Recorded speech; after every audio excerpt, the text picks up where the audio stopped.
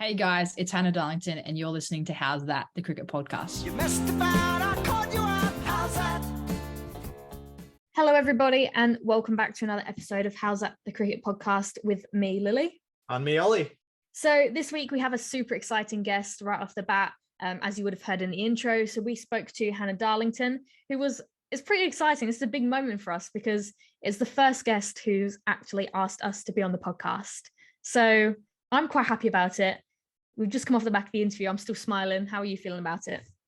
Yeah, still buzzing. Just the kind of person that makes you feel happy, Hannah Darlington. And it was just one of those that in the lead up, when organising it, she was, very polite, just one that you were looking forward to interviewing, and that came across in the interview. So absolutely wonderful. There's nothing bad I can say at all. Yeah, absolutely. So we will get to that a little bit later on, but first we will just talk about a couple of bits of cricket that's happened over the past week. We've had some more WNCL cricket, which is the last kind of leg before the Big Bash starts. So the New South Wales team took on Western Australia in 2 games where, quite unexpectedly, New South Wales beat Western Australia, which off the bat from the games before, you wouldn't have initially thought that, would you? That was an interesting couple of games there, I think. Yeah, it was. And obviously the first one that we can talk about, New South Wales winning it by Duckworth Lewis Stern, 8 runs, ended up making it to 4 for 175 off 32.5 overs. And that ended up being enough. They batted first, and in the end, Western Australia couldn't chase it down. They were bowled out for 213. If you look at the New South Wales innings, Erin Burns, 54 not out. Annika Leroyd, former podcast guest, with 24 not out. You also had Ash Gardner making 33, which was a positive from her point of view in terms of bowling. Piper Cleary, 3 wickets. Another former podcast guest, Lily Mills, also getting herself involved with 1 wicket for 34 runs off 7 overs. So I think you actually put it out on the podcast account that it was a really good day for our former podcast alumni, which is always good to see. In terms of a batting point of view for Western Australia, Matilda Carmichael with 68 runs. Beth Mooney was run out on 53. That was a massive wicket. And in the end, Western Australia couldn't get over the line in that first game. In terms of the bowling point of view, Maitland Brown, 4 wickets for 41 runs. You had 2 wickets for Sammy Jo Johnson and 1 each for Gardner, Hawley and Davidson.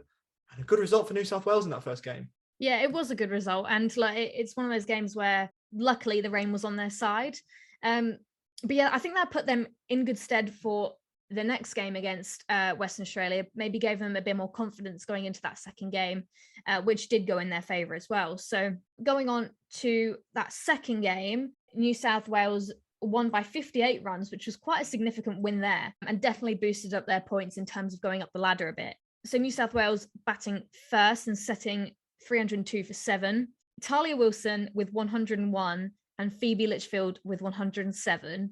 Incredible. So incredible. And I think, I don't know, if you haven't seen the video, you should go and watch it. But Phoebe Litchfield's 100 celebration was one of the most low-key, down-to-earth celebrations you've ever seen. It was just a little helmet and bat raise, not much smile on her face. So I think that was an interesting one. But a brilliant young talent. And I definitely think she's going to be in green and gold very soon. You'd be surprised if she wasn't, to be honest. Yeah. You'd be very surprised if she wasn't. And you'd be asking questions if she wasn't. But I think part of that celebration was the fact that at the time of her losing a wicket, 222 for 2, Richie Beno favourite there. But they still had 10 overs left, more than when she actually lost a wicket. So I think it was one of those, it's like, let's go on, make this a big one, head down, and let's try and go to 150, because she probably had time to do that, but she was removed shortly after making her ton. But we spoke about it the other day with Victoria. You had 2 batters making hundreds, and it was the same here. Yeah, no, absolutely. So yeah, really good from the New South Wales side there. But in the bowling side, Tennille Peschel with 1 for 55, Piper Cleary with 1 for 68, and Lily Mills 2 for 54, and then Amy Edgar with 2 for 36, and Alana King with 1 for 64. So yeah, really good again from the 3 podcast guests there from Western Australia, but interesting to only see Alana King with 1 wicket. That's not something you usually see. But then in the batting side, Chloe Paparo at 55, Maddie Dark 51, Piper Cleary, a little cameo down the order there with 35, and Tennille Peschel coming in really low down in the order, scoring 45 of 39. A brilliant little cameo there. But then again, Maitland Brown 3 for 60, Lauren Cheadle 2 for 27, and Sammy Jo Johnson 256.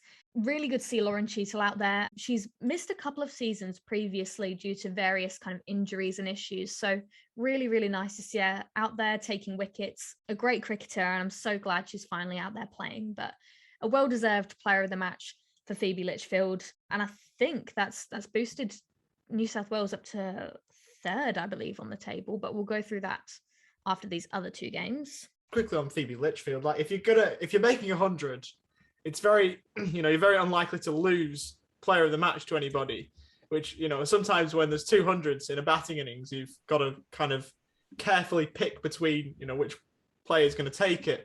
And it's so harsh on Talia Wilson. It's fair, but it's so harsh. She makes 101.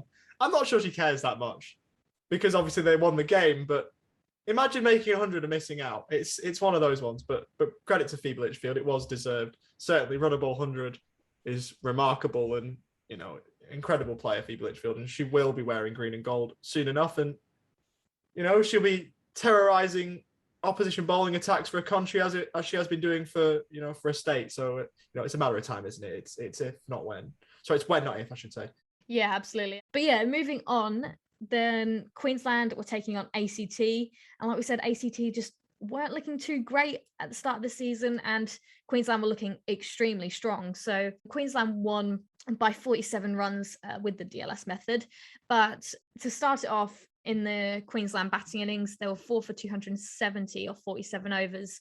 Georgia Redmayne with 37, Georgia Vole with 7, which is not something you see very often. If you're going to get Georgia Vole out, you want to do it early because she can score big. Charlie Knott with 13, Michaela Hinkley 65 not out, Laura Harris 101 off 54 balls, and Jessica Johnson 23 not out.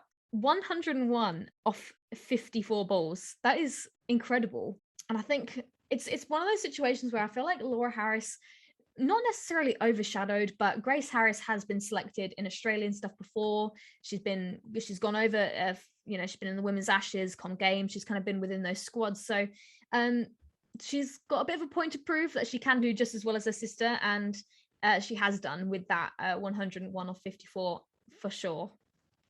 Yeah, it should be illegal to be that good. 101 off 54. Are you joking? Like, save some cricket skill for the rest of us, please, Laura Harris, because she's certainly got a ton of it. And maybe the Harris genes. I know obviously Grace is wonderful. Laura, much the same. So it must be running in that family line, because 101 off 54, like, there's a select group of cricketers worldwide that could do that. And it's, obviously ACT, we don't expect them to be up the top of the WNCL, and maybe that plays into it, but you can't take anything away from Laura Harris, and not like that. It doesn't matter who you played, and not like that's unreal. Yeah, absolutely. And then, like we said, ACT just couldn't really get going. They were 6 for 106 off 20 overs. Now, this is the thing with ACT. You've got Katie Mack and Rebecca Carter at the top who can bat. And then, you've got the batters after that, like Tilly Lugg and Carly Leeson, who can also bat, but they haven't got quite the hard hitting like Katie and Rebecca do. So once you get those two in the top order out, they struggle to build partnerships further down the order after that. So Rebecca Carter was out for 4, and so was Katie Mack. And then it just didn't really work for them after that. Matilda Lugg with 19, Carly Leeson 12, Annie Wickman 28 not out, Angie Jenford 5, Olivia Porter 25, and Amy Yates 1 not out. So yeah, really couldn't get going there. But in the bowling column, Georgia Prestwich with 1 for 11, Courtney Sipple 2 for 24, Jess Johnson 1 for 23, and Grace Parsons 2 for 25. So quite disappointing from ACT. Like we said, when the Australian representatives go, is that going to be their time to shine? I'm not sure, but I'd be interested to find out. Yeah, and I think it's ACT's best chance, isn't it? We don't know if it's going to happen, but it's going to be their best chance, because with the Australian representatives playing for other states, it's tough for ACT at the minute. I don't think anyone can say that it's not, with the way that the results have gone so far, but hopefully they can turn up, maybe win a game or two somewhere down the line. Yeah, absolutely. And then going on to that second game, ACT all out for 132, and Queensland chased that down in 23 overs, only 2 down. So ACT, again, top order, not getting it going. Rebecca Carter 11, Katie Mack 8, Matilda Lugg 1, They're going down Annie Wickman 20, Carly Leeson 13. Holly Furling was 22 not out. And then everyone else just kind of fell around her. But bowling wise, Georgia Prestwidge with 2 for 17, Courtney Sipple 2 for 27, Jess Johnson 2 for 5 off 7, which is really good. And then wickets 1 each between all the other bowlers.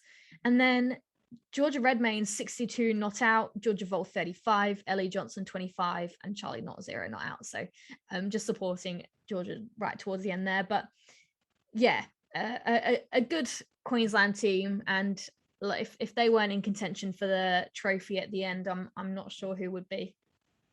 Yeah, I'm trying to decide what a more ridiculous feat is: the 100 from Harris, or those bowling figures from Jess Johnson. I can't grapple, with I am grappling, I should say, with what is more impressive, because those figures of 2 for 5 or 7, just again, it's unreal. And you sort of come to expect that from Jess Johnson because we know how good she is, but it's incredible how they've got stars who can do everything, Queensland. They've got stars who can bat, they've got stars who can bowl, they've got stars who can do both.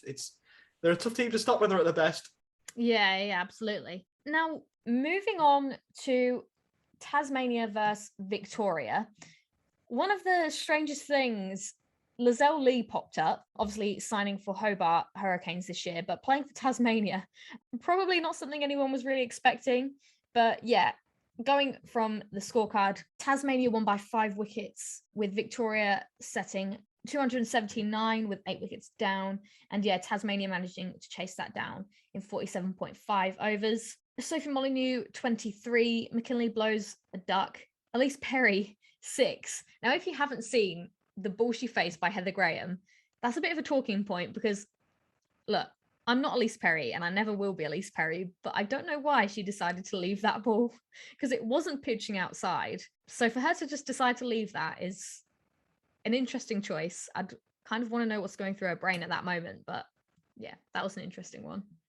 It must have just been a simple misjudgment. It was so strange seeing it because, whenever you think of a dismissal like that, you think Glenn Maxwell, don't you, from the Big Bash all those years ago. Yeah. She's a quality player, Elise Perry. No one's doubting that. And no way are you doubting that even after one dismissal. But it was really, really strange. It just catapulted into a off stump and it put Victoria in an awful position. Obviously, you talked about the duck before for McKinley blows. That was a golden. So that wasn't a great start. Then Elise Perry fell. It was 12 for 2. And obviously, Victoria, we had to respond from there. Annabelle Sutherland comes in at 4 and makes 111. So she's turned up again in what's been an unreal start to the Australian summer for her.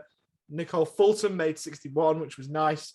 They had a really good partnership together, did Sutherland and Fulton. Kim Garth, nice down the order to see her bat well. She made just under a run of ball 29. Tess Flintoff, a nice little cameo down the order.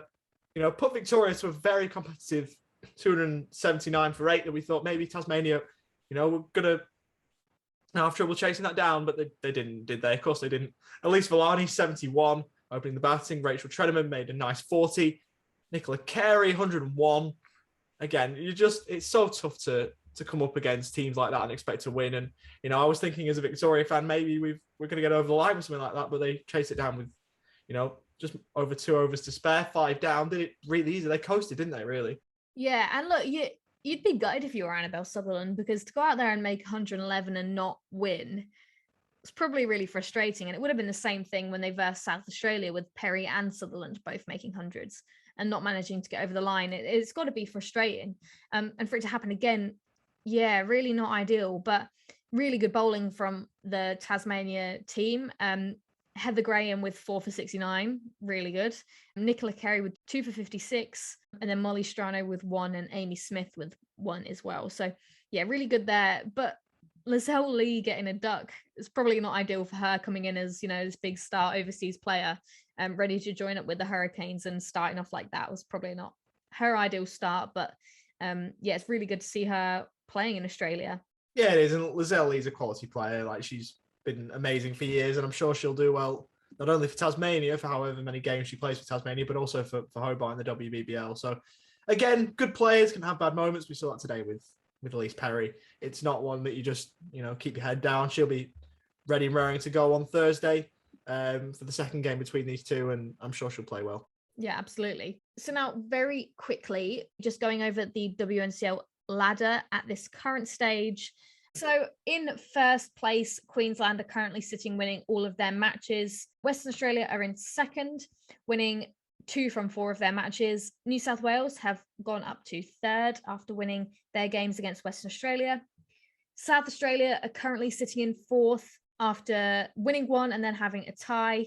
And then Tasmania have slotted up in between South Australia and Victoria after winning their game against Victoria today. And then Victoria are currently in 6th, winning none from 3, but obviously having a tie in there. And then ACT are sitting in last position with no wins from 4 matches. So that is the current standings for the WNCL. Now we will quickly go over the Marsh Cup. So the first game kicked off on the 23rd of September, and that was between Victoria and New South Wales. Victoria won by 3 runs with the DLS method. Western Australia versus Victoria. Western Australia won by 5 wickets. Victoria setting 274, and Western Australia chasing that down quite easily. Then Queensland versus South Australia. South Australia won by 61 runs, which is good to see a South Australia win, but then unfortunately could not win against Tasmania in the next game.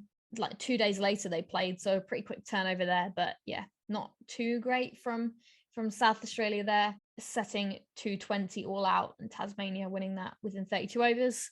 Then Queensland versus Tasmania winning by 6 wickets, Queensland all out for 164. And then Western Australia versus New South Wales, which was quite a shocking game because New South Wales were all out for 76 off 21 overs. You just don't see that happen often, do you? No, and you were just kind of like, what? Like, what happened there? That was very odd. Looking at the New South Wales team, quite a strong team. But if you go through the batting order very quickly, Curtis Patson 4, Daniel Hughes duck, Matthew Jokes duck, Moses Henriquez 1, Jason Sanger duck, Jack Edwards 3, Sean Abbott 12, Daniel Sams 26, Ben Dwarsh's 4 not out, Nathan Lyon 11, and Liam Hatcher 1. So that top order, there was 3 ducks in there, and the highest score was Daniel Sams. So Daniel Sams isn't a bad cricketer, to be fair. But you just wouldn't expect him to be your highest scorer. No. So good bowling from Jai Richardson with 4 for 24 off 8, and Jason Berendorf with 3 for 17 off 7. So yeah, good there, but yeah, an interesting one for sure. But yeah, do you quickly want to just talk us through what's happened so far, or what's happened in the England versus Pakistan series? Yeah, so that was the 7 T20s that we talked about a little while ago. England winning the series 4-3, which puts us in good stead for the World Cup that's coming up ever so soon. Winning 4-3, very nice. We'll take that and we will run. Winning that final game, the deciding game of 7. In the end, we won it. We had fair bit of time left in that game. We were never really on the threat of losing it, setting 209 for 3, and then Pakistan only making 142 for 8. If we ever so quickly run over the scorecard, David Milan, who's coming over to Victoria in a short while, he made 78 not out. He was brilliant. And then for England, in terms of bowling and the batting innings for Pakistan, Shah Massoud made 56. He was their top scorer. And then for England, top wicket taker Chris Wokes, a favourite of yours, 3 for 26 off 4 overs. That briefly summarises things. Of course, England have got a couple of T20s to play against Australia before the tournament proper starts just after that. So looking forward to the men's T20 World Cup over here on, in Australian soil. Yeah, no, it should be good. Hopefully I'll be able to go down to at least one match. But yeah, no, should be exciting to see what happens there. But then moving on, we'll get on to our guests now. So like we mentioned at the start, we spoke to Hannah Darlington, who was a wonderful interviewee and our first person who's requested to come on the podcast, which was super exciting for us. But yeah, a wonderful chat with Hannah. She speaks about her kind of cricket story and how she's still really young, but she's still broken down so many barriers in terms of her age and what she's managed to achieve in this small amount of time. So yeah, it was really awesome to chat to Hannah. But without further ado, enjoy our chat with Hannah Darlington. Yeah! Oh, that's a near hit. Leg stump collected. Hannah Darlington, welcome to one-day international cricket. She's got 2 for. Welcome, and thank you so much for joining us today, Hannah. Thank you. Thanks for having me. So can you tell us where in the world you are at the moment and where you're kind of at with your cricket? Because I know you're not playing in the upcoming WBBL and NCL. So what's kind of happening at the moment for you?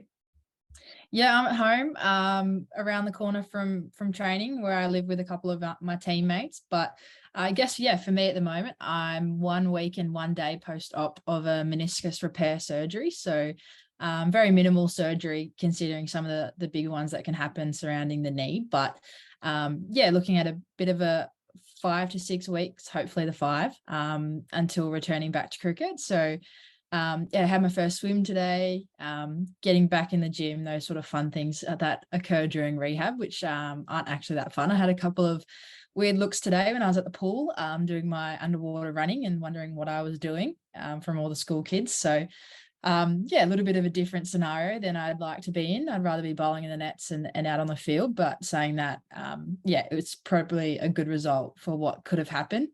So yeah, just a little bit of a hiccup for the start of the season, but nothing new. So that's quite disappointing, isn't it? Because you obviously had such a successful season last year in terms of you stepping up in both the Sydney teams. So that must be like, a bit of a disappointment that you can't get out there this season until the end, really. Yeah, I was actually really disappointed, due to the fact that it was just a complete accident. And they're the things you don't really prepare for. And sometimes injuries, yeah, they're quite frustrating. And I've been pretty lucky, touch wood, to not have too many this until now, first time under the knife. So those sort of things are a bit tricky to come to terms with. And I haven't actually played cricket in a while. I was sort of speaking to a couple of the girls the other day, and it's been a long time since I played a competitive game of cricket, for someone who plays cricket for a living. So yeah, that feeling of being back out on the field, I was quite close to, and had a couple of practice games under my belt and felt really good. And yeah, I guess that moment sort of happened, and now I'm really excited to get back out there pretty soon. Yeah, and like you said, coming off an off season as well, you have that big gap of not much cricket and then just watching, I don't know, like internationally and that, and then for that to happen right in front of the season is quite frustrating. But yeah, like I said, hopefully you can get back out there as soon as you can, really, as soon as you heal up. So if we go right back to the very, very beginning of your cricket career, how did you first get into the sport? Yeah, my dad grew up in the country, so he played every sport growing up and sort of brought that to Western Sydney where we grew up. Myself and my little brother played a lot of backyard cricket, really competitive with dad. And yeah, saying that, my little brother was actually really good, so we were really competitive and I didn't like to let him win, but never really saw cricket as a game I'd play outside of the backyard until there was a little incident at school, where a tennis ball simply came flying down the courtyard at school, and I picked it up, threw it back where it came from, and this angry teacher came back down with a sore head, and he said I'd actually clocked him in the back, and yeah, was kind of confused as to why yeah, he got hit from that far away. And he's like, oh, you've actually got a pretty good arm on you, but you can't just go around hitting teachers. So yeah, he got offered detention or cricket training, and took definitely the option of cricket training, and it all sort of started there in terms of competitive cricket. But yeah, like any Aussie kid, you sort of grow up playing in the backyard anyway, so had the skills to sort of go from there. It is one of the most unique stories of how anybody gets into cricket, because you hear, most of the time it's, oh, my dad got me involved or my brother's got me involved. It's never, I just threw a cricket ball or threw a ball at one of my teachers and it kind of, fell into place that way. It's unreal, really. But do you reckon that was a bit of a blessing in disguise, knowing that, you weren't going to go down a cricket path, outside of your backyard? And now, obviously, you've played international cricket, you're a top player in your state. Do you reckon that was a bit of a blessing in disguise? I think so. Like, I grew up playing netball, and that was my love for sport, and always had this love of sport, but I only ever saw myself playing netball. So when the cricket sort of popped up and then the decision came to choose between netball and cricket, it was quite funny that it was such an easy decision to go down cricket's path, because it was what I enjoyed more. It sort of had been around for a little bit in terms of the professional game, but the year I had to decide was the first year of the WBBL, and that made it a pretty easy decision to see a competition like that. Just starting up and the excitement of it, to think that cricket might not have been in my path at all is, yeah, pretty crazy to think that something like that actually had an impact. And you talk about the WBBL just starting up as you had to make that decision. Was it, the draw of, being a part of history in a sense, and being a part of a competition that you hadn't seen beforehand, that sort of drew you towards cricket to, to say, right, I can be a part of something special here. I can be the start of a creation of a competition, even though you didn't come into it until a few years later? Yeah, I think I always loved sort of, even every chance I got to play cricket, I always wanted to hit the ball hard and be attacking. And I grew up as a batter, so seeing T20 cricket was really exciting. But then my dad and I were actually at the first ever WBBL game out at Howell Oval at Penrith, which was my local oval growing up, and doing the sight screens. And yeah, I guess it was just a bit of a light bulb moment where I really enjoyed the atmosphere of T20 cricket, especially, and understanding how exciting and fast the game moves was something that really stood out to me. And yeah, definitely made cricket a pretty feasible career option. Yeah, and it certainly worked out well for you so far, and we're hoping that, for many years to come, you start there at the top level. But you spoke about growing up a little bit in the backyard and your childhood, watching cricket. Who are your cricketing role models growing up, and, how good is it in a sense to, follow in the footsteps of some of the potential players that you grew up idolizing? Yeah, I sort of have two that stand out for me, apart from probably my mum and dad, especially. Mum has no chance with a cricket bat or ball, but dad was actually quite a good cricketer. And yeah, definitely took a lot from him. But I think in terms of, getting into cricket and those role models that sort of had a direct impact on me, definitely started with Mitchell Johnson. I remember an Ashes series and he just teared apart England over here in Australia in the 5-0 whitewash. Sorry for the reminder, but that series as a kid, I absolutely was glued to the TV. I remember watching every single ball, I reckon, of that test series. And yeah, I just remember absolutely wanting to be a fast bowler from that day on, and definitely have never bowled that quick. I'm definitely in the medium category, but I think seeing how he just went about the want to play for Australia, and yeah, the absolute way he played his cricket just really stood out to me. And then probably in the female side, someone like Alex Blackwell definitely had a direct impact on me, and sort of the leader she was, welcoming me into that Thunder group. And I watched a lot of her playing for the Breakers growing up. I always loved probably being the only person in the crowd, with a couple of my mates watching the WNCL whenever we could. But yeah, Al has sort of been that leadership mentor for me, especially both on and off the field. And I think it was really nice that my first year for the Thunder was her last, and kind of getting to share those moments with her was really special. Yeah, I don't think me or Lily saw Mitchell Johnson the same way that you potentially did in that series. But yeah, Alex Blackwell's a great one. That's a wonderful one. Potentially, when we interview a lot of female cricketers, as we do, Alex Blackwell, somehow isn't one that comes up a lot, but she certainly has done a lot for women's cricket, especially for the Thunder as well. So it's a great one to mention. Yeah, I think, I'm happy that I get to pick up the phone and can give her a call whenever I need a hand with anything. So yeah, it's really nice to have that connection now. Yeah, no, that's really good. And I guess talking about that, maybe people are just a little bit older than you, didn't have female role models to look up to when they were younger playing cricket, but you're now in like the prime position where cricket's on TV, now introducing DRS into the Big Bash. So how does it make you feel, or do you see yourself as a role model to these younger boys and girls watching cricket?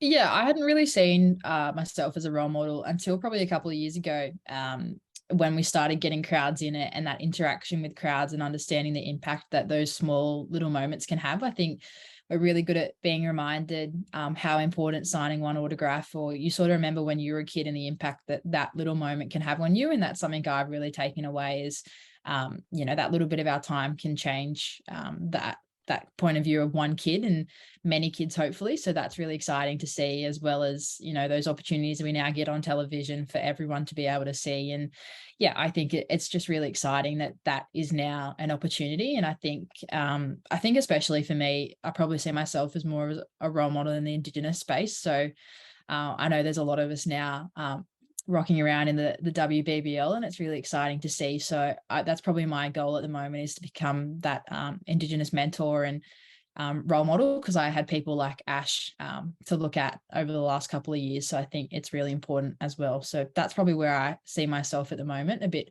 differently. It's always a bit weird when I find it a little bit weird when people consider me a role model just because I'm so young. But it is really awesome to see that we're making an impact. Yeah, absolutely. And I mean, like it is the younger players who are becoming more role models now, because it's much younger girls who say, look, I only have to be 19 to be a captain of a team if I want to be, or if I, drive for it. So you mentioned there about being a role model for younger Indigenous kids. So last year in the Big Bash and WBBL, they introduced the First Nations round, where, each team had a jersey designed and played. I think you played in Mackay, I think the Thunder did. Yes, yeah, we were, yeah. Yeah, and some teams were here in Adelaide. So can you tell us a bit more about that and how much that round kind of meant to you? Yeah, it was really special to sort of see the evolution, I guess, of it. I think we've gone from the last couple of years where we had a NAIDOC round the year before. We'd sort of transition into wanting to get the full Indigenous round up and running instead of just a few teams getting the jersey and designing it for a couple of games of the year, a little bit disjointed. We wanted this to be a complete round, and I think it was really cool to see. I think especially some of the small details that went into it. It wasn't just the jerseys that were the obviously the main focus point, but even at the grounds and on the TV, we had local Indigenous language used for 4, 6 wicket. And it just sparks that education conversation, which I think is really cool, that people want to learn. I think that's the most exciting part, especially when my teammates come and ask me questions or Annika questions or whoever it might be. They want to learn, which I think is super exciting and showing that the sport's going in the right direction. Yeah, and it must have been quite cool to have the international players come over as well from different countries like India and England, and to kind of teach them a bit more about it, so it's kind of spread internationally as well.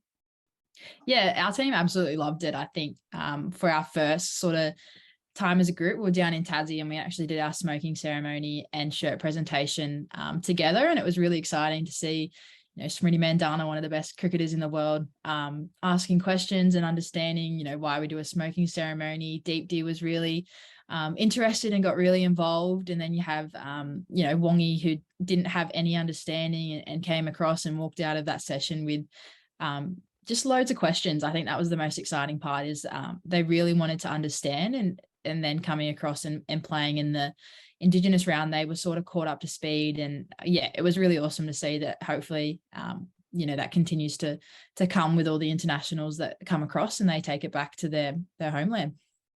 Yeah, absolutely. And let me tell you, just FYI, the Thunder shirt was my absolute favorite, because they auctioned them off and I ended up getting one myself, because I was like, these are one of the best things I've ever seen. I absolutely love it. Yeah, you've got to look out for the one this year. It looks really awesome. Sneak peek, but yeah, I'm really excited for it.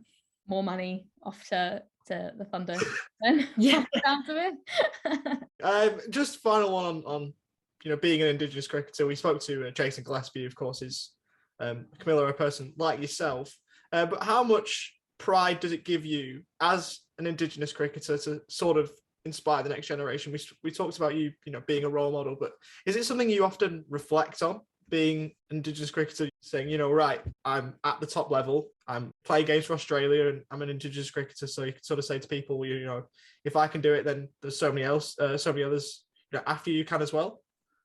Yeah, I think moments like that sort of stand out when I get to go home back to Camilla land, where my family has sort of grown up and lived for, that's where my dad grew up, and those sort of things. When I get to go back there and see my cousins and everyone who sort of sit back and watch on the TV and they see it's possible, it's really cool seeing a heap of Darlingtons run around in Thunder and Australian shirts around the town. And I guess they're the moments you sort of sit back and reflect, and like I said before, you just see the impact it's having, and it's really cool sort of seeing it within my own family as well, who have sort of taken that education sort of route as well, in terms of just wanting to understand a bit more about it. And yeah, it's pretty amazing to see how interested they are, and obviously that spreads throughout the whole town, and hopefully the next town and the next town, as we can say in the country, because there's so many small towns out there. But I think the impact, I think that's probably how I reflect on it, instead of sitting back and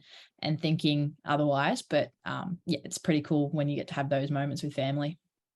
Yeah, I'm sure it is. And the First Nations round has been wonderful, and hopefully more initiatives like that can pop up and the education can grow from here, because that's exactly what we need and what it deserves. But if we can move on to your WBBL debut, you had one of the strangest circumstances in which to make a WBBL debut. You had your HSC English exam the same day, and you had that to do, and then you had a game of cricket to play. Could you just take us into your schedule, I guess, and your mindset that day? Because it must have been absolutely mental. Yeah, I can probably take you a week back. And I sort of had the realization that I was probably going to play. And that sort of hit. And I figured out months earlier when both timetables sort of came out that round 1 was going to be for that paper 2 English exam. And sort of put 2 and 2 together and played a couple of the trial matches. And I was like, I'm going to play round 1 here. Like, I'm a pretty good shout unless something really goes wrong. And then, the head coach, Trevor, called me and he's like, okay, it's your decision. Like, we want you in the 11. Do you want to make yourself available for selection? I was like, yeah, like, we're making this work. I'd run drinks for 2 years. I wasn't ready to let that opportunity slide. And I'm really lucky that opportunity came up. So I guess I remember how it all sort of panned out because it was really stressful, but at the same time, it was actually really nice to not be stressed on one thing. I could sort of balance it out. So when I was worried about cricket, I was like, oh, I'll go and remember my English quotes, or vice versa. Just had to make sure I didn't get them mixed up. But I had an English exam on the Thursday. So we have 2 English exams. So you have paper 1 on the Thursday, paper 2 on the Friday.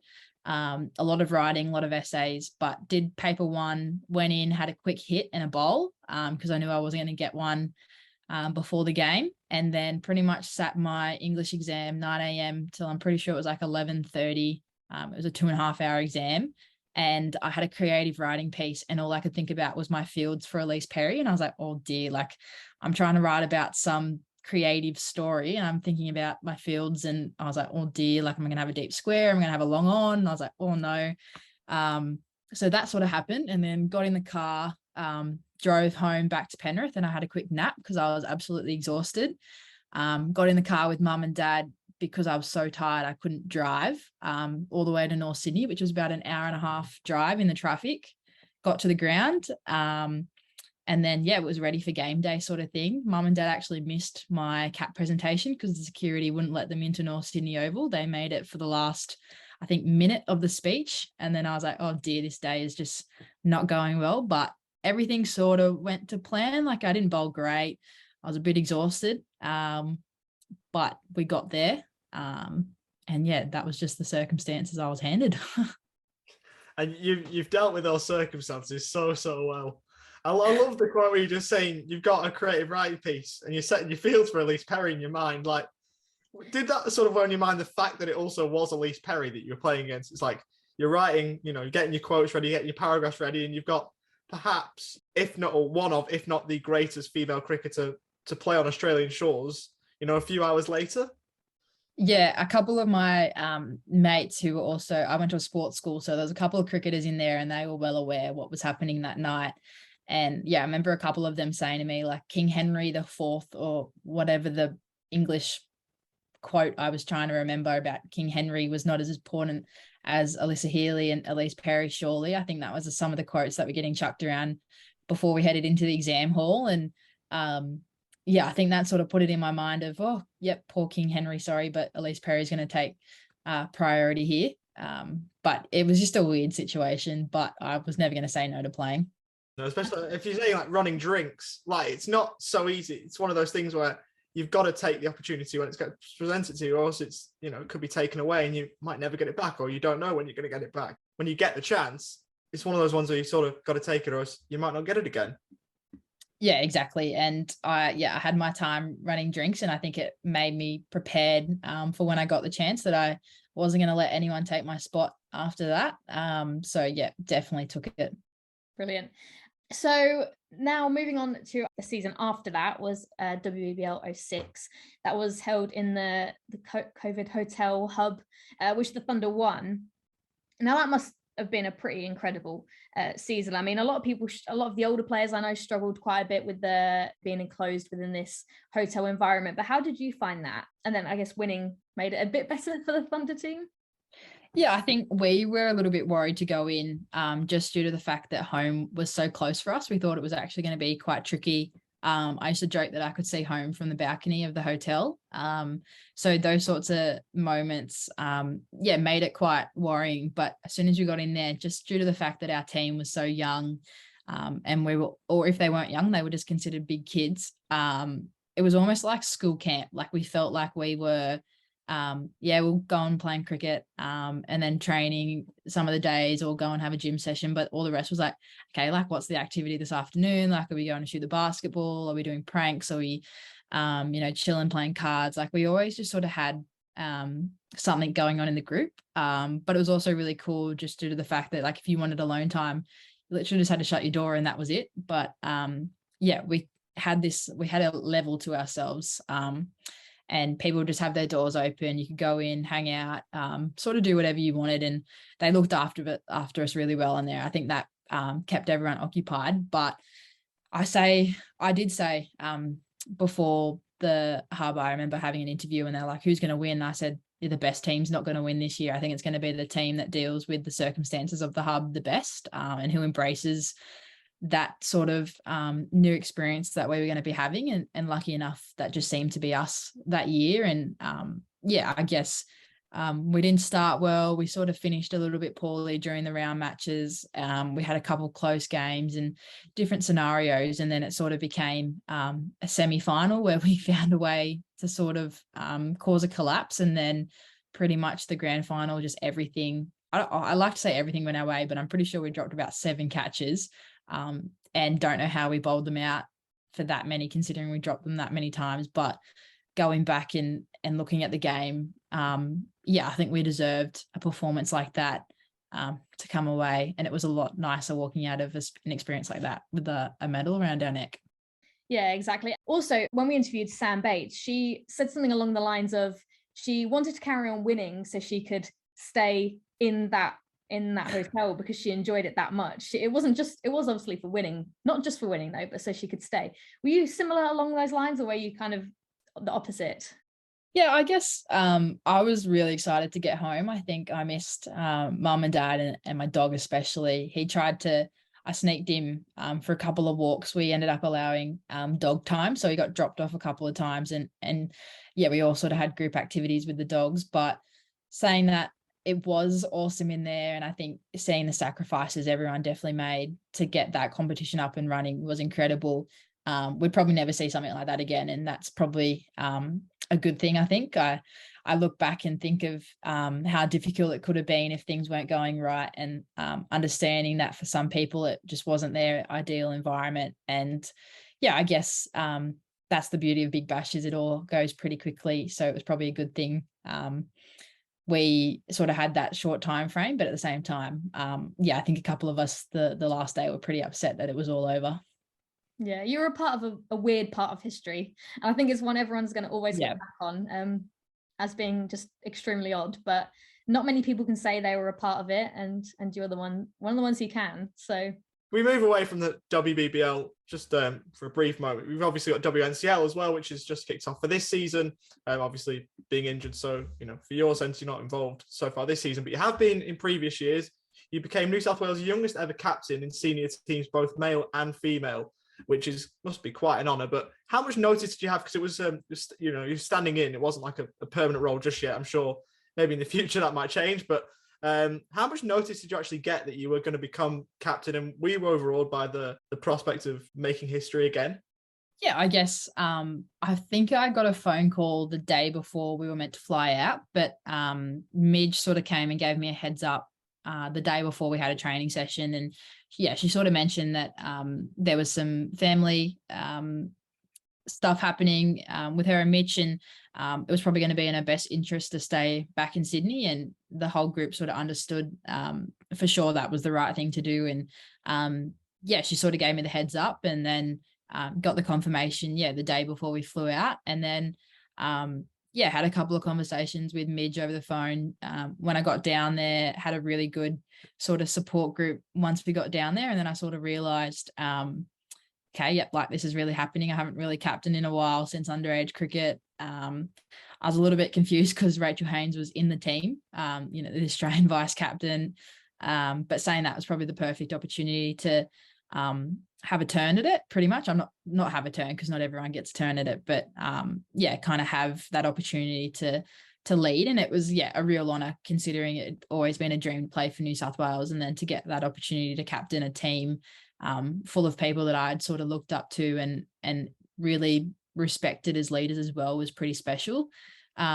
Probably created history in the wrong way in terms of having the first tie in WNCL cricket. And it was a bit of an odd one coming off the field, a bit of a mixed feeling, especially being the one who bowled the last over. I think that was a bit tricky to sort of look back at, but I guess that's just the scenario I play with the ball anyway. Kind of looking back, it was a bit of an odd one in terms of, I don't really know if I don't actually remember much of it because it was so just like in the moment and very like, whoa, what's going on? I remember much more of the second game and it went a lot better. It was a really weird sort of week. And it all went pretty quickly. It was just a scenario where I didn't really take much in. Yeah. And in saying that, you also were the captain of the Sydney Thunder team last year, taking the spot of Rachel Haynes, who was having a baby, so they were out of the WBBL. So you mentioned in the very first season you ended up watching the first game. So from there to end up captaining a team, what was that whole experience like, and did that come sooner than you expected maybe? Yeah, I'd always sort of played a leadership role within the Thunder and really enjoyed having that opportunity to kind of be seen as a leader from the beginning. And it was really awesome to kind of have that time within the group. I think, I'd been around the group for close to 4 years by that stage, played for 2. So this one I was kind of expecting a little bit more if Rach was to be away. But saying that, we weren't expecting Rach to be away for the whole season. So that part sort of got thrown up a bit unexpectedly. She had to head back and then obviously couldn't get back in, and due to a little bit of a niggle, ended up making the decision to miss the whole WBBL. And that's when it sort of sunk in that this wasn't going to be a first few games sort of situation. This was going to be a whole season. And that's when it sort of kicked in, and that realization of, okay, like I've really got to step up here for a whole season probably helped a little bit. Not feeling like I was stepping into someone's place. I was, taking hold for the season and could really set my mark in terms of what I wanted to do within the group. And I've always really enjoyed captaincy. I absolutely love the on-field aspect of the tactics, and I guess that's just how I go about my cricket. But saying that, the off-field stuff really took me by surprise, and trying to manage a group that, was away from home, pretty much a COVID traveling bubble, a young group. Some people hadn't seen family in a long time, including myself. And that navigation came with a lot of learning. But if someone was to tell me I was going to captain the Thunder at 19, when I was just really hoping for a debut, I would have told them they were joking. So completely grateful to have that sort of trust put in me. Yeah, and obviously you've captained at a really young age. You see some captains now towards the end of their careers, or maybe the prime of it. It's very rarely at 19 that you see someone captain a side. So what was that experience like at that age? I suppose you haven't known anything different. You've captained at a younger age, but what's it like? Sort of, did the group as a whole, the Thunder group, the New South Wales group, was it seen any differently that, it was a 19-year-old captain, or was it just another one of those, that age didn't matter and it was just you captaining a side like any other captain would? Yeah, I think it was actually really cool that part of our group I'd actually captained before in a lot of underage cricket. And I think that made it really easy to sort of transition into. And probably the only part that was a little bit different for the group probably would have been the fact that I'm a little bit different to Rach in terms of how we go about things. So just understanding that transition, and then pretty much being able to go from there and earn that respect to the players was really easy, because they were really supportive and sort of understood. I think it was nice they understood that it wasn't going to be an easy season, and it wasn't. So having that understanding from the group, and I think obviously putting a bit of onus on the senior players as well to take on a bit of extra responsibility that they might not have had in previous years, I think probably was a good development for everyone in the group and for the future as well. So Result aside from the season, I think it probably turned into a learning opportunity for most of us. Yeah, absolutely. If we can move on now to sort of international experience and playing abroad. In 2018, you featured in a 150th anniversary tour, which commemorated the first ever Indigenous cricket touring team. We've spoken a little bit about your Indigenous history and your upbringing and, regarding that, which has been brilliant. But what was it like to go on that tour? Obviously, there was a men's and women's team that went over, but how much pride did you take from that tour and, being able to follow in the footsteps of the trailblazers that came before you? Yeah, I look back on that tour and I think it was probably one of the more special moments of my career, and it probably will stay the same no matter some of the stuff I hopefully get to do. But looking back, I think the most important thing, it was so much more than cricket. We were lucky enough. I think we traveled all that way to play 4 games, and a couple of us were like, a 17.5-hour flight for a couple of games. But then we quickly got reminded that they traveled, I think it was like 160 days on a boat. It might have been 60 to get to England. And they played every second day, most days. They played so much cricket just because they were lucky enough to have that opportunity, and to look back and think of, the stress and the things they had to get through to get onto that boat, to have that opportunity to play sport was really dangerous. And yeah, I think to have that opportunity to then go across, learn about that, and sort of commemorate the work they've done for Indigenous cricket and probably Indigenous sport was really cool. And to share that with the male team, and then sort of share that experience with the Australian ODI team who was over there at the same time. I look back, and some of the memories from that are pretty special.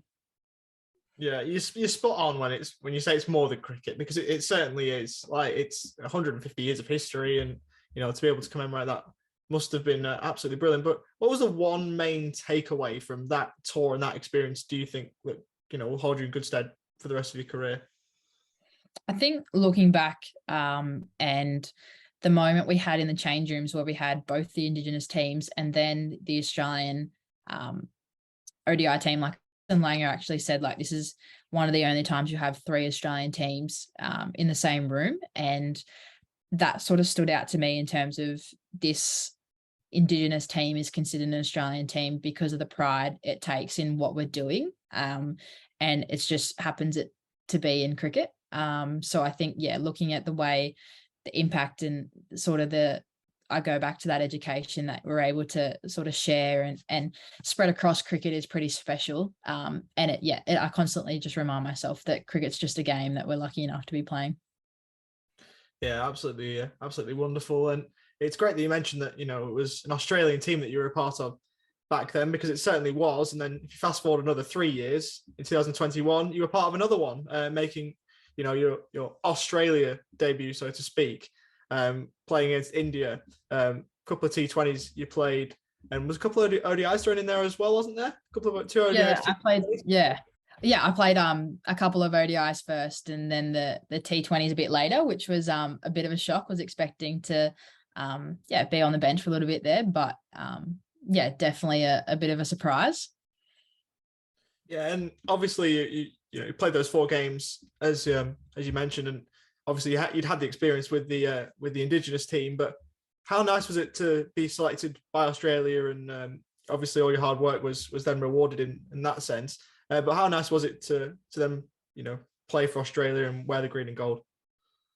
Yeah, looking back on it, I haven't really sat back and reflected on it too often. Just, it's something really special. And looking back and kind of understanding the day it was, a lot of kids grow up wanting to play for Australia. And I was really lucky to get that opportunity, and absolutely love every minute of it. I think I'm not often a player to get nervous, and I'm really glad I didn't get nervous, because I would have been in a little bit of shock. But I think when you play such a simple role like I do, I just really love going out there and being competitive, and what's a better place to do it than out on the field for Australia. And to have my cap presented by Ash, and sort of moments like that were really special. Mum and Dad were on Zoom due to the border restrictions, so I couldn't get up there. But I think the moment that really stood out for me is we were singing the national anthem, and I sort of knew this is where I'd get a little bit emotional. I don't really get too emotional, but I had Stella Campbell, my best mate, sort of standing beside me, and I just had a little tear roll down in terms of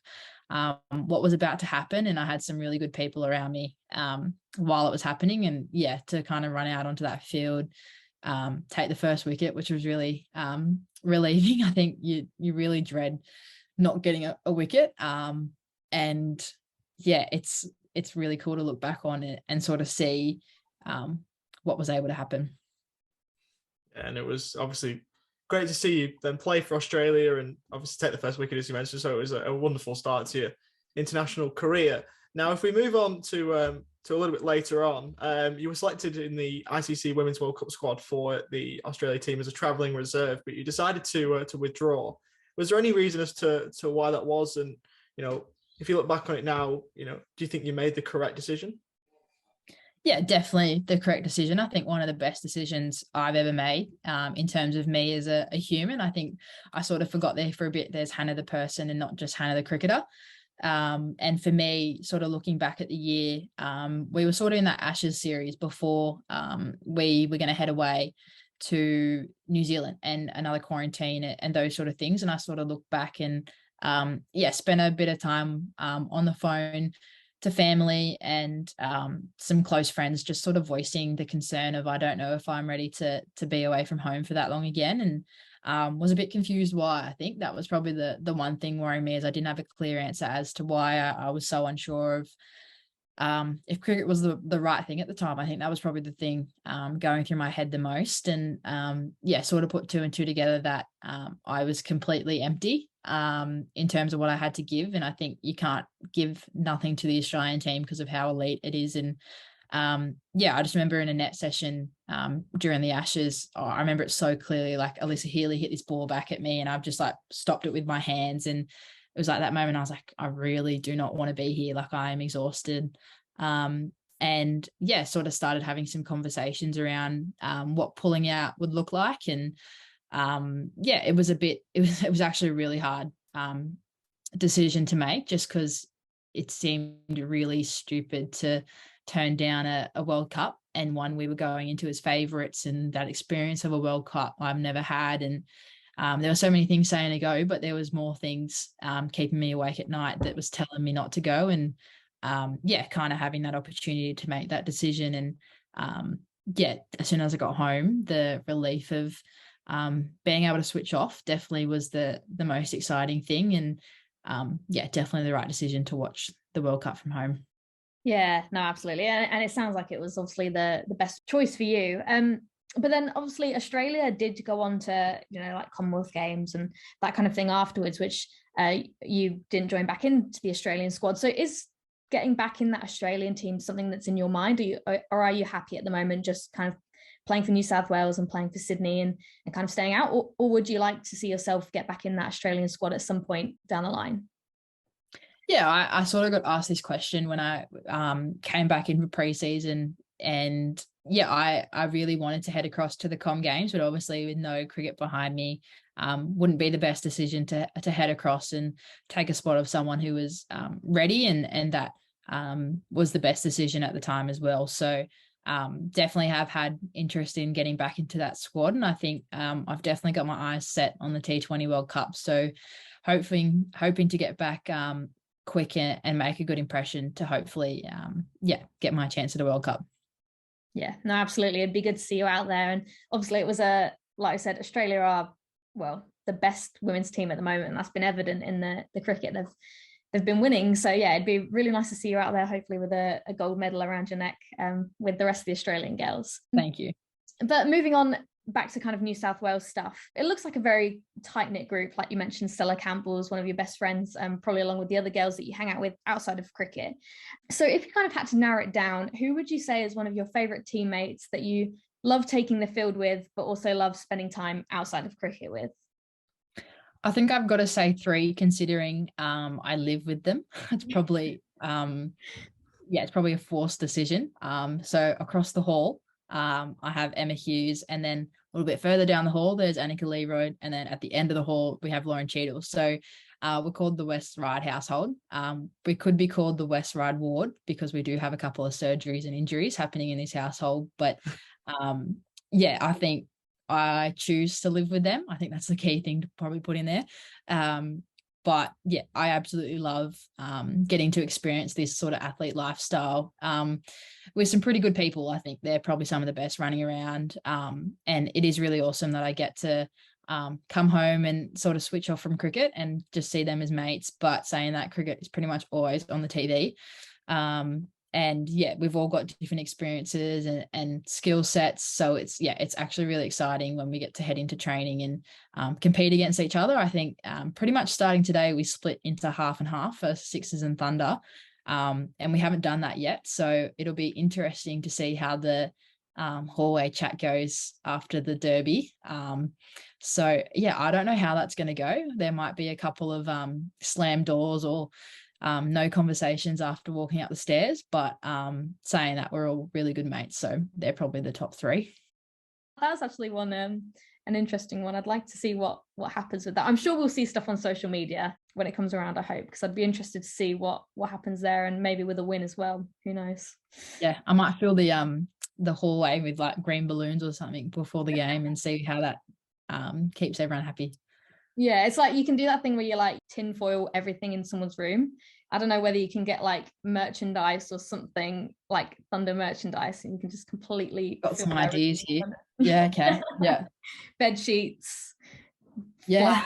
Banners, who knows? Yeah. Okay, we're on something. Yeah. Going on to the kind of like easier questions, I guess. So do you have a favorite cricket memory just from any format, any year?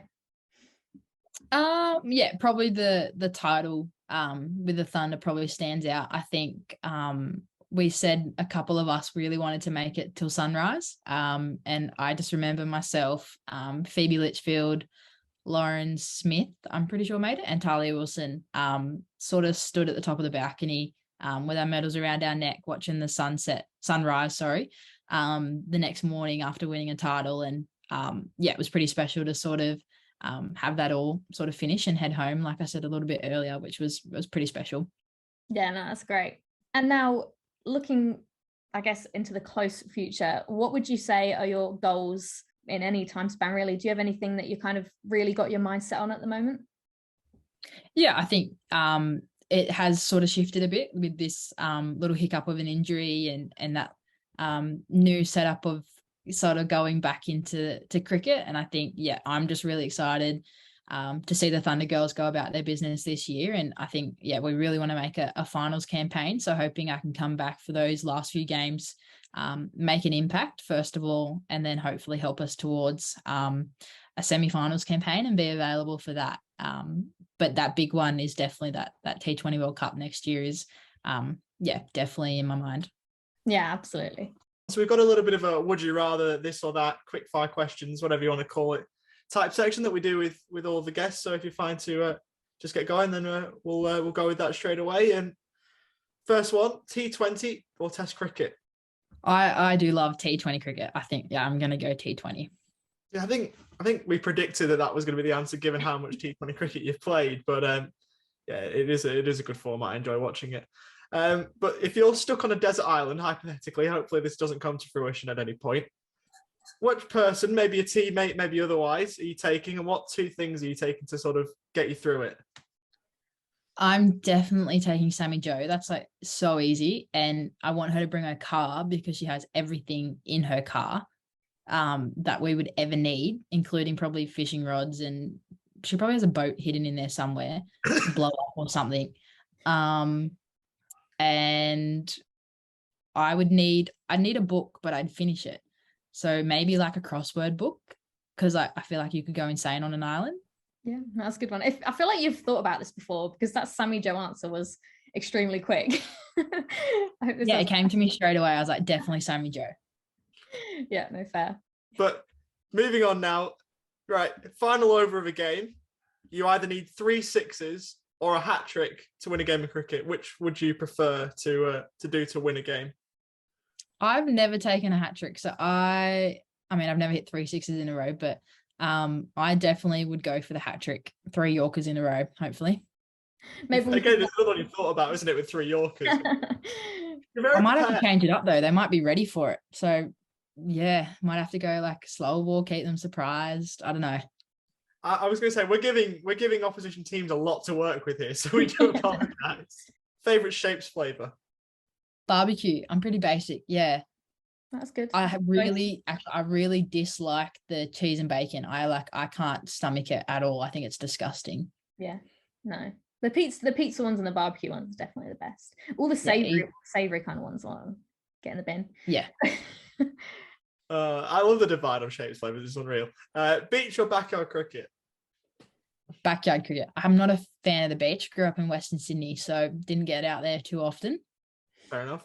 Pineapple on pizza, yes or no? Yes. Like go-to order, yes. Go to. Fair enough. Lily's happy with that. You can just tell. Lily's a pineapple on pizza extraordinaire. Yeah. Brilliant. Orange juice or apple juice? Apple juice, but like the cloudy one. If that I can get behind makes any sense. Yeah. Yeah. I can get behind that. Favorite cuisine? Japanese. Love like dumplings, sushi. Absolutely love it. Nice. Yeah, not one we've had yet. That's good. Check that one off the list. Okay. Yeah. If you're on a game show like, I don't know, because we're both English, the first one we go to is Who Wants to Be a Millionaire, which isn't kind of a thing here. But if you were if you needed to phone a friend on a game show to get an answer for you, who would you pick and why?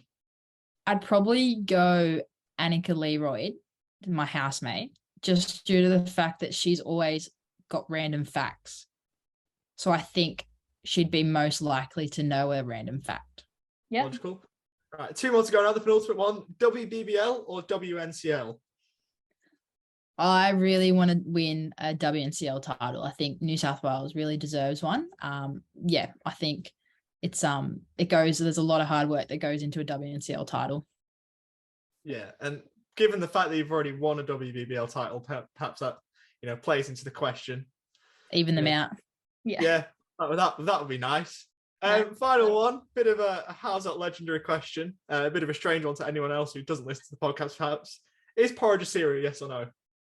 Oh, well, people say cereal's a soup, so does that mean porridge is a cereal soup? Like it's a bit of like it's a bit of an interesting one. I mean, our very first interview was with Macy Gibson, and she said she would classify porridge in the miscellaneous breakfast category. And I've kind of flown with that ever since, because it's kind of like, it's nothing really. I don't think I won't. Does it depend on how you eat your porridge? Because like some people have it like with heaps of milk, whereas if I ever eat porridge, which is never, like it has to be thick. Yeah. So then I take it in miscellaneous. Yeah, I'd say it's miscellaneous. I mean, if you have more milk and then if you have it cold, I'd say that'd more be like a cereal, right? If it was like old milk. Those overnight oat trends, like that's probably more cereal. I'm going with that. Yeah. So you're going with no? Or no. Yeah. No. Good. Okay, good choice. No. The thing is, no one has porridge cold though. Who has porridge cold? But you never know. There might be someone weird out there who likes it different. I don't know. But I hope if you have your porridge cold, you don't take any offense. It's perfectly fine. The weird disclaimer you've got to put out on this podcast, but that about wraps it up for all the questions. Hannah, thank you very much. No, thanks for having me, guys. Great questions. All the best with all your recovery. We'll be tuning in hopefully when you get back out there. Perfect. Thanks, guys. Love what you're doing. Yeah! Oh, that's a near hit. Leg stump collected.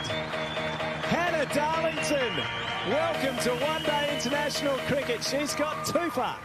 So that was the wonderful Hannah Darlington, obviously, of New South Wales, of Sydney Thunder, and of Australia. Absolutely wonderful interviewee, and a nice little milestone, as we mentioned, just to say that, obviously someone's asked us to be on the podcast. And obviously, if you are a cricketer listening to this and you want to come on the podcast, you are obviously more than welcome.